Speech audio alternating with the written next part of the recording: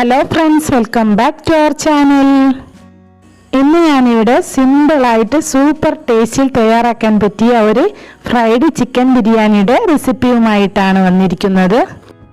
അപ്പോൾ video skip ചെയ്യാതെ എല്ലാവരും കാണാൻ ശ്രമിക്കുക. എന്നാൽ നമുക്ക് വീഡിയോയിലോട്ട് പോവാം. അപ്പോൾ നമ്മുടെ ഈ ഒരു ബിരിയാണി ഉണ്ടാക്കാൻ വേണ്ടി ഞാനൊരു 2.5 കിലോ ചിക്കൻ നന്നായിട്ട് ഉപ്പും മുളകും മഞ്ഞളൊക്കെ തേച്ച് 1 മണിക്കൂർ റെസ്റ്റ് ചെയ്യാൻ വെച്ചിട്ടുണ്ടായിരുന്നു. ഇതൊന്ന് ഫ്രൈ ചെയ്യാൻ വേണ്ടിയിട്ട് ഒരു പാൻ അടുപ്പത്ത് വെച്ചിട്ടുണ്ട്. അതിലേക്ക് കുറച്ച് ഓയിൽ ഒഴിച്ചു കൊടുക്കാം.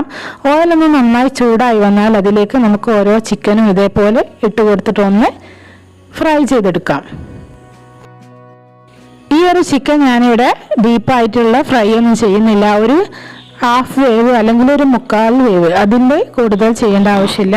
അപ്പം ഞാനിതാ ഇവിടെ ഇതേപോലെ മുഴുവൻ ചിക്കനും ഫ്രൈ ചെയ്തെടുത്തിട്ടുണ്ട്. ഇനി നമുക്കിതിലേക്ക് ബാക്കിയുള്ള ഇൻഗ്രീഡിയൻസ് ഒന്ന് നോക്കാം. ഞാനിവിടെ 2.5 കിലോ ബിരിയാണിയാണ് ഉണ്ടാക്കുന്നത്. അതിനു വേണ്ടി അത്യാവശ്യം വലുപ്പത്തിലുള്ള ഒരു 10 വലിയുള്ളി ചെറുതായി കട്ട് ചെയ്ത് വെച്ചിട്ടുണ്ട്. കൂടാതെ തന്നെ ഒരു 8 തക്കാളി, എരിവിനാവശ്യമായ പച്ചമുളക്, വെളുത്തുള്ളി, ഇഞ്ചി, കറിവേപ്പില, മല്ലിച്ചപ്പ് എന്നിവ എടുത്ത് വെച്ചിട്ടുണ്ട്. ആദ്യം തന്നെ നമുക്ക് ബിരിയാണിയുടെ മസാല തയ്യാറാക്കാം. അതിനു വേണ്ടി ഞാനൊരു സോസ് പാൻ അടുപ്പത്ത് വെച്ച് കൊടുത്തിട്ടുണ്ട്. നന്നായി ചൂടായി വന്നതിന് ശേഷം അതിലേക്ക് കുറച്ച് ഓയിൽ ഒഴിച്ചു കൊടുക്കാം. ഓയിൽ നന്നായി ചൂടായി വന്നാൽ നമ്മൾ കട്ട് ചെയ്ത് വെച്ച വലിയുള്ളി ചേർത്ത് കൊടുക്കാം. ഉള്ളി പെട്ടെന്നൊന്ന് സോഫ്റ്റ് ആവാൻ വേണ്ടി കുറച്ച് ഉപ്പും കൂടെ ചേർത്തെടുത്തതിന് ശേഷം നന്നായിട്ടൊന്ന് വഴറ്റിയെടുക്കാം. അപ്പോൾ ഒരു 5 മിനിറ്റിന് ശേഷം നമ്മുടെ ഉള്ളി നല്ല സോഫ്റ്റായി വന്നിട്ടുണ്ട്. ഇനി നമുക്കിതിലേക്ക് തക്കാളി ചേർത്ത് കൊടുക്കാം. എന്നിട്ട് വീണ്ടും ഒന്നുകൂടെ മിക്സ് ചെയ്ത് കൊടുക്കാം. ഇനി നമുക്കിതിലേക്ക് നമ്മൾ നേരത്തെ മാറ്റി വെച്ച വെളുത്തുള്ളി, പച്ചമുളക്, ഇഞ്ചി, കറിവേപ്പില എന്നിവ ചേർത്ത് കൊടുക്കാം. ഇനി നന്നായിട്ട് ഒന്നുകൂടി ഇളക്കി കൊടുക്കാം.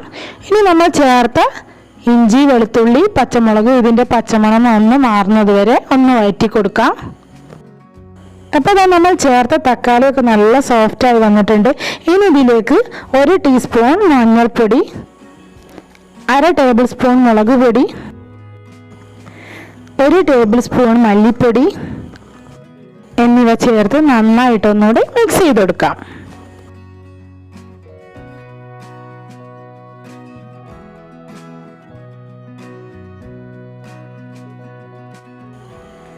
ഇനി നമുക്കിതിലേക്ക് 1 ടേബിൾ സ്പൂൺ വലിയ ജീരകം, 2 ടേബിൾ സ്പൂൺ കുരുമുളക് പൊടി,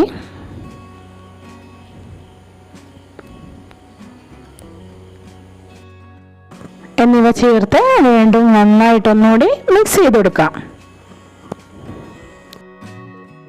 ഇനി നമ്മൾ ചേർത്ത മസാലപ്പൊടികളുടെ പച്ചമണം ഒന്ന് മാറുന്നത് വരെ ഇതേപോലെ നന്നായിട്ടൊന്ന് ഇളക്കി കൊടുക്കാം. അപ്പോൾ നമ്മൾ ഇതുവരെ ഇതിലേക്ക് ബിരിയാണി മസാലൻ്റെ പൗഡർ ചേർത്ത് കൊടുത്തിട്ടില്ല. ഇനി നമുക്കിതിലേക്ക് 1 table spoon biryani masala powder ചേർത്ത് കൊടുക്കാം. എന്നിട്ട് വീണ്ടും ഒന്നുകൂടി നന്നായിട്ടൊന്ന് മിക്സ് ചെയ്ത് കൊടുക്കാം. അപ്പം നമ്മൾ ചേർത്ത മസാലപ്പൊടികളൊക്കെ നന്നായിട്ട് പിടിച്ച് ഉള്ളിയും തക്കാളിയൊക്കെ നല്ല സോഫ്റ്റായി വന്നിട്ടുണ്ട്. ഇനി നമുക്ക് നമ്മൾ നേരത്തെ ഫ്രൈ ചെയ്ത് വെച്ച ചിക്കൻ ഇതിലേക്ക് ചേർത്ത് കൊടുക്കാം.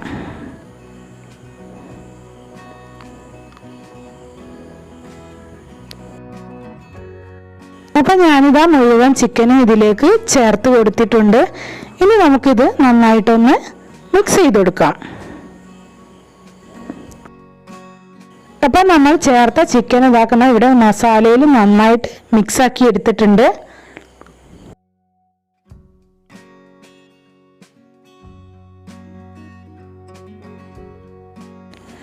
ഇനി നമുക്കിതിലേക്ക് ഒരു 1/2 കപ്പ് തൈരും കൂടെ ചേർത്ത് കൊടുക്കാം.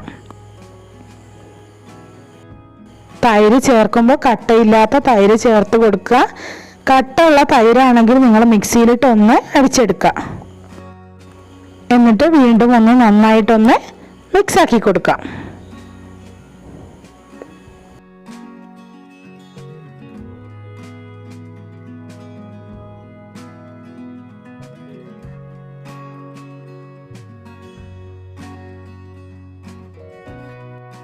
അപ്പം നമ്മുടെ ബിരിയാണിയുടെ മസാല ഇവിടെ റെഡി ആയിട്ടുണ്ട്. ഇനി നമുക്ക് ബിരിയാണിക്ക് ആവശ്യമായ നെയ്ച്ചോറ് തയ്യാറാക്കാം. അതിനുവേണ്ടി ഞാനൊരു കുക്കർ അടുപ്പത്ത് വെച്ച് കൊടുത്തിട്ടുണ്ട്. ഞാനിവിടെ നെയ്ച്ചോറ് 2 കുക്കറിലാണ് വെക്കുന്നത്. കുക്കർ നന്നായി ചൂടായി വന്നാൽ കുറച്ച് ഓയിൽ ചേർത്ത് കൊടുക്കാം. ഓയിൽ നന്നായി ചൂടായി വന്നാൽ അതിലേക്ക് കട്ട് ചെയ്ത് വെച്ച വലിയുള്ളി ചേർത്ത് കൊടുക്കാം.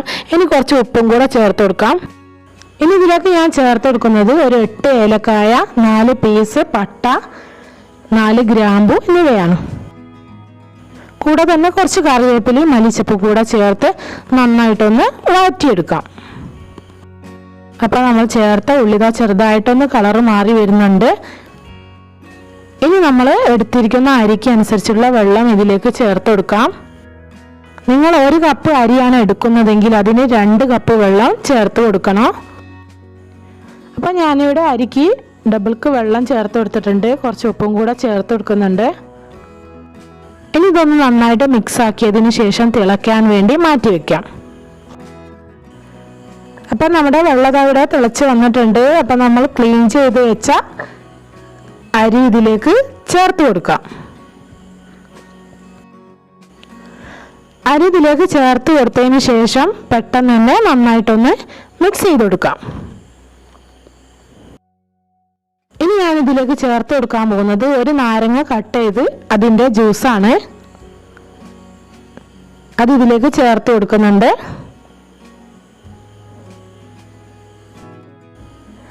ശേഷം ഇതിൻ്റെ തൊണ്ടും കൂടി ഇതിലേക്ക് തന്നെ ചേർത്ത് കൊടുക്കാണ്. ചോറ് കട്ട പിടിക്കാതിരിക്കാനുള്ളൊരു ടിപ്പാണിത്. ഇതേപോലെ നിങ്ങൾ ചെയ്യുകയാണെങ്കിൽ നല്ല പെർഫെക്റ്റ് ആയിട്ടുള്ള നെയ്ച്ചോറ് നിങ്ങൾക്ക് തയ്യാറാക്കി എടുക്കാൻ പറ്റും. അപ്പോൾ അരി ചേർത്തതിന് ശേഷം നമ്മുടെ ചോറ് ഇവിടെ തിളച്ച് വന്നിട്ടുണ്ട്. ഇനി ഞാൻ കുക്കർ അടച്ച് വെച്ച് ഒരു 3 വിസിൽ അടിച്ചെടുക്കുകയാണ്. ഞാനിവിടെ കോല എന്ന് പറഞ്ഞ അരിയാണ് എടുത്തിരിക്കുന്നത്. അപ്പോൾ ഞാനിവിടെ ഒരു 3 വിസിൽ അടിച്ചെടുക്കുന്നുണ്ട്. അപ്പോൾ നമ്മുടെ നെയ്ച്ചോറ് റെഡിയാവുന്ന സമയം കൊണ്ട് ഞാനൊരു പാൻ അടുപ്പത്ത് വെച്ച് കൊടുത്തിട്ടുണ്ട്. നന്നായി ചൂടായതിനു ശേഷം കുറച്ച് ഓയിൽ ഒഴിച്ചു കൊടുത്ത് നമുക്ക് കുറച്ച് അണ്ടി മുന്തിരി ഒന്ന് ഫ്രൈ ചെയ്തെടുക്കാം. അപ്പം നമ്മുടെ അണ്ടി മുന്തിരിയൊക്കെ ഞാനിവിടെ ഫ്രൈ ചെയ്ത് മാറ്റി വെച്ചിട്ടുണ്ട്. ഇനി നമുക്കിതിലേക്ക് കുറച്ച് ഓയിലും കൂടെ ചേർത്ത് കൊടുക്കാം. എന്നിട്ട് ചെറുതായിട്ട് കട്ട് ചെയ്ത് വെച്ച വലിയുള്ളി ചേർത്ത് കൊടുക്കാം. ഇനി ഇതുകൂടെ നമുക്കൊന്ന് ഫ്രൈ ചെയ്തെടുക്കാം. അപ്പം നമ്മുടെ ഉള്ളി ഇതാ നല്ലൊരു ബ്രൗൺ കളറായി വരുന്നുണ്ട്. ഇനി ഇതിലേക്ക് കുറച്ച് കറിവേപ്പിലയും മല്ലിച്ചപ്പും കൂടെ ചേർത്ത് കൊടുക്കാം. ഇനി ഇതുകൂടെ ഇതിൻ്റെ കൂടെ ഒന്ന് ഫ്രൈ ചെയ്തെടുക്കാം. അപ്പം നമ്മൾ ചേർത്ത ഉള്ളി, കറിവേപ്പില, മല്ലിച്ചപ്പൊക്കെ നല്ല ഫ്രൈ ആയി വന്നിട്ടുണ്ട്. ഇങ്ങനെ കാണുമ്പോൾ തന്നെ ഒരു പ്രത്യേക ഭംഗിയാണ്, കഴിക്കാനൊക്കെ തോന്നും. ഇനി ഞാൻ നേരത്തെ മാറ്റി വെച്ച അണ്ടിയും മുന്തിരിയും കൂടി ഇതിൻ്റെ കൂടെ ഇട്ടിട്ട് ഒന്നുകൂടി മിക്സ് ചെയ്ത് കൊടുക്കുന്നുണ്ട്. അപ്പം നമ്മുടെ നെയ്ച്ചോറ് ഇതാക്കണ ഇവിടെ റെഡി ആയിട്ടുണ്ട്. നിങ്ങൾക്ക് കാണുമ്പോൾ തന്നെ മനസ്സിലാവും നല്ല പെർഫെക്റ്റ് ആയിട്ടുള്ള നെയ്ച്ചോറ് ഇവിടെ കിട്ടിയിട്ടുണ്ട്. നമ്മൾ നാരങ്ങയൊക്കെ പിഴിഞ്ഞുകൊണ്ട് തന്നെ നല്ല നെയ്ച്ചോറായി വന്നിട്ടുണ്ട്. അപ്പം നമ്മൾ ചോറ് ഉണ്ടാക്കലും ഉള്ളി ഫ്രൈ ചെയ്യലും എല്ലാം കഴിഞ്ഞ് നമുക്ക് ദമ്മിടാനുള്ളൊരു പരിപാടിയാണ് ഉള്ളത്. അപ്പം അതിനു വേണ്ടി ഞാൻ മസാല ഒക്കെ ചൂട് വന്നിട്ടുണ്ട്. അതൊന്ന് ജസ്റ്റ് ഒന്ന് ചൂടാക്കുകയാണ്. അപ്പം നമ്മുടെ മസാല ഞാനിവിടെ ചൂടാക്കി എടുത്തിട്ടുണ്ട്. ഇനി ഇതിലേക്ക് ഞാനിതാ ഇതേപോലെ വാഴൻ്റെ ഇല കട്ട് ചെയ്തിട്ട് ഇതേപോലെ വെച്ച് കൊടുക്കുകയാണ്. ഇനി നമ്മുടെ ചോറിലേക്ക് പെട്ടെന്ന് ആവി കയറാൻ വേണ്ടി ഞാനൊരു കത്തി വെച്ച് ഇതേപോലെ ഒന്ന് വാഴൻ്റെ ഇലയിൽ കുത്തി കൊടുക്കുകയാണ്. ഇനി നമുക്കിതിലേക്ക് നെയ്ച്ചോറ് ചേർത്ത് കൊടുക്കാം. ഇതേപോലെ വാഴൻ്റെ ഇലയൊക്കെ വെച്ച് ദമ്മിടുകയാണെങ്കിൽ ബിരിയാണിക്ക് ഒരു പ്രത്യേക ടേസ്റ്റ് തന്നെയാണ്. എല്ലാവരും ബിരിയാണി ഉണ്ടാക്കുമ്പോൾ ഇതേപോലൊക്കെ ഒന്ന് ചെയ്ത് നോക്കുക. അപ്പം ഞാനിതാ ഒരു ലെയർ ചോറ് ഇതാ ഇവിടെ ഇട്ട് കൊടുത്തിട്ടുണ്ട്. ഇനി ഇതിൻ്റെ മുകളിലേക്ക് കുറച്ച് ബിരിയാണി പൊടി കൂടെ ചേർത്ത് കൊടുക്കാം. ശേഷം നമ്മൾ നേരത്തെ ഫ്രൈ ചെയ്ത് വെച്ച ഉള്ളി, അണ്ടിപ്പരിപ്പ്, മുന്തിരി, കറിവേപ്പില ആ മിക്സ് ഇതിലേക്ക് കുറച്ച് ചേർത്ത് കൊടുക്കാം. എന്നിട്ട് ഇതിൻ്റെ മുകളിൽ ഇതേപോലെ തന്നെ സെയിം പ്രോസസ്സിങ് ചോറ് വീണ്ടും ചേർത്ത് കൊടുക്കാം. അപ്പം നമ്മുടെ ബിരിയാണി ഇതവിടെ ഞാൻ ദമ്മിട്ട് റെഡിയാക്കി എടുത്തിട്ടുണ്ട്.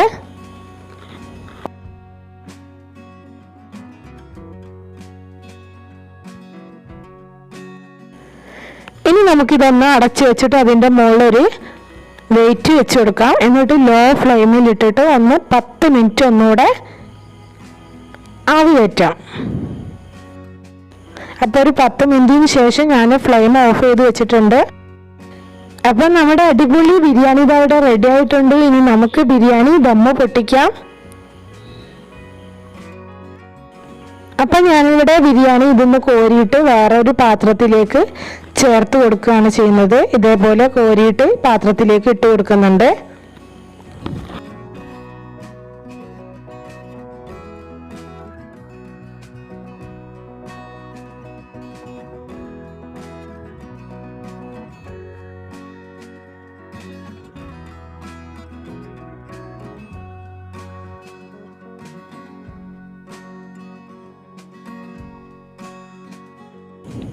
അപ്പോൾ ഈ ഒരു സമയം നമ്മൾ ചേർത്ത നാരങ്ങൻ്റെ തോലൊക്കെ ഇതിന്ന് എടുത്ത് മാറ്റാം. അപ്പം ഞാൻ മുഴുവൻ ചോറും ഇതിന്ന് കോരി എടുത്തിട്ടുണ്ട്. ലാസ്റ്റ് വാഴൻ്റെ ഇല ഇതാ ഇവിടെ കിടക്കുന്നുണ്ട്. ഇനി ഇതിന്ന് എടുത്ത് മാറ്റുകയാണ്. ഇതിൻ്റെ മുകളിലുള്ള ചോറ് ഞാൻ ഈ മസാലയ്ക്ക് തന്നെ തട്ടി കൊടുക്കുകയാണ്. എന്നിട്ട് നമുക്ക് ഈ ചോറും മസാലയും കൂടെ നന്നായിട്ടൊന്ന് മിക്സ് ആക്കി എടുക്കാം. കൂടുതൽ ചോറില്ല, ആ വാഴൻ്റെ ഇലയിലുള്ള ആ ഒരു ചോറ് മാത്രമേ ഉള്ളൂ.